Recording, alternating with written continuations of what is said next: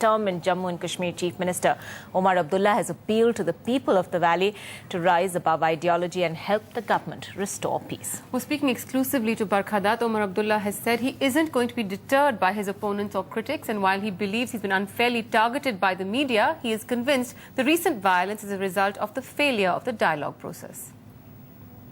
Now, Omar, in your press conference, in your first comments on this week of violence in the valley, you asserted that what had happened was not a result of the failure of governance, that this wasn't because your administration had failed to govern. Let me put it to you slightly differently.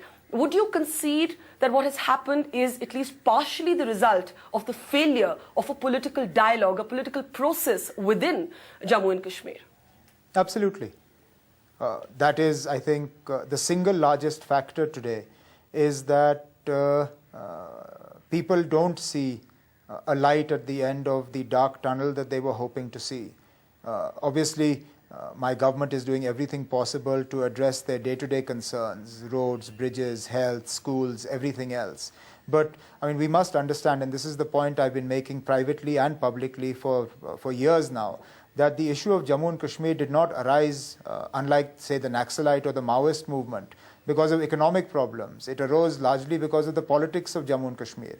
And until we address it politically, we will always have a problem here, regardless of who happens to occupy the Chief Minister's office in the Secretariat. So you concede that there hasn't been that kind of momentum to the political dialogue, but where do you pin the responsibility for that? Do you believe there's a gap in the understanding between New Delhi and Srinagar? Are you not getting the kind of support on this from Delhi as much as you'd like? Where is the reason for this failure of political dialogue? No, I don't think New Delhi is to blame here. The Home Minister tried through a quiet dialogue, and I think that was the right way to go about it, because one of the biggest problems we've had in our dialogue process is that it's been so public and it's raised so many expectations that it's never been able to live up to the hopes and the expectations that were aroused by the beginning of the dialogue process. Therefore, perhaps doing it quietly this time was the right way to go about it. I think where we failed was that at that time there really was no dialogue going on between India and Pakistan at that time. And I think it would be naive on our part to expect that Pakistan would allow a sustained internal political dialogue between the government of India and the separatists in the absence of a sustained dialogue between New Delhi and Islamabad as well. As much as we might like to believe that Jammu and Kashmir is, and the dialogue here is divorced from what happens between India and Pakistan, it's not. And clearly, that has its results. I mean, how can we forget that certain moderate separatist leaders who have always, and I think even today, remain in favor of a negotiated settlement to this problem. They visited the Pakistan High Commission, and unfortunately after that, whatever dialogue process was even being talked about, that ground to a halt.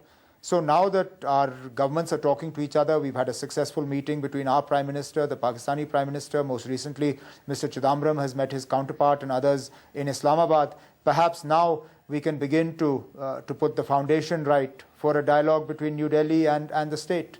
Now, Omar, in his press conference, the Home Minister also spoke about how you needed to combine a political approach along with using the security forces to enforce a curfew across the valley. He also advised you personally to visit many of the disturbed areas.